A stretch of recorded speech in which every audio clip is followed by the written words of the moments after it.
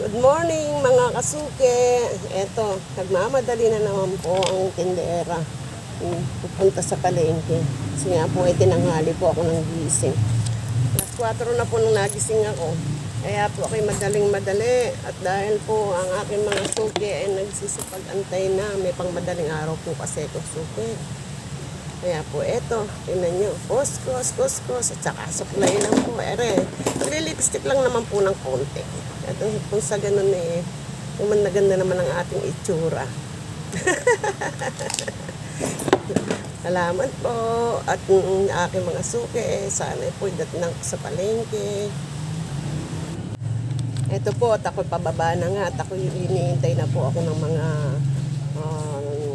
tindera ko. Ando doon na po sila sa baba. Ako na lang po ang naiwan sa taas. Kasi nga po sa baba po sila natutulog. Nag-aantay na po sila.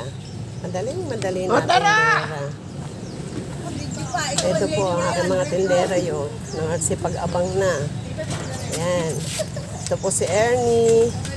Yun. Sinasarado na namin muna yung gate bago kami umalis. Ang aking driver. Ito po, andito na po kami sa palengke. Papapunta na po kami ng palengke. Andito na po kami sa palengke. Sa ganun po ay makapagbukas na po kami ng tulak. Ito nga pala ang aming palengke sa San Nicolas Public Market ng Angeles. Good yun. Malapit na lang po ang pwesto namin. Yan. Lalo po mga kasamahan ng mga kalagdag na po ng tinda. Ako na lang po ang hindi. Anong kulay dito? Yan. Dito na po kami sa aming palengke. Malapit na po sa aming pwesto.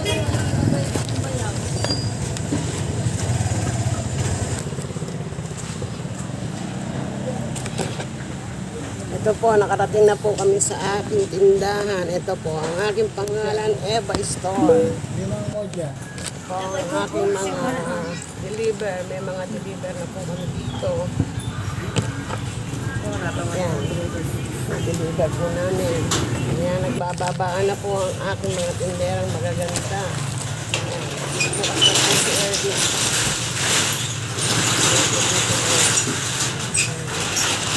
Bukas na po siya.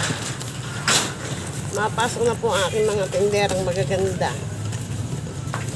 Yan po ang aking tindahan. Dito po sa San Nicolas Public Market. Kaya po nagawi kayo dito eh. Bumisita po kayo sa akin ang namong sa ganun ay makabili kayo. Yan. Ang aking kunting tindahan. Ito po ang aking mga kasama. Ayos na po sila ng buhay. Aking mga tinderang magaganda. Nakasing gaganda ng amo nila. Ayun. Ang aking nag-iisang boy. Ay nag-aayos na ng mangga. Ayan.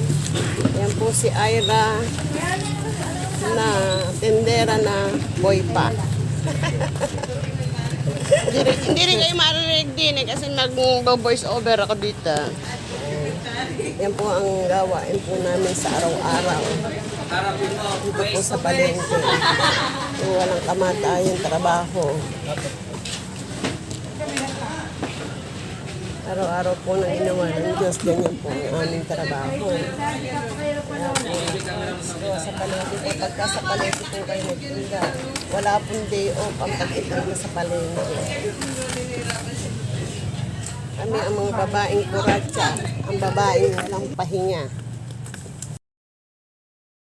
O sige po mga kasuke, sa susunod na lang po uli. Dadugtong hahabaan po natin video sa susunod. Maraming daw pong namimili. Bye-bye. Good morning.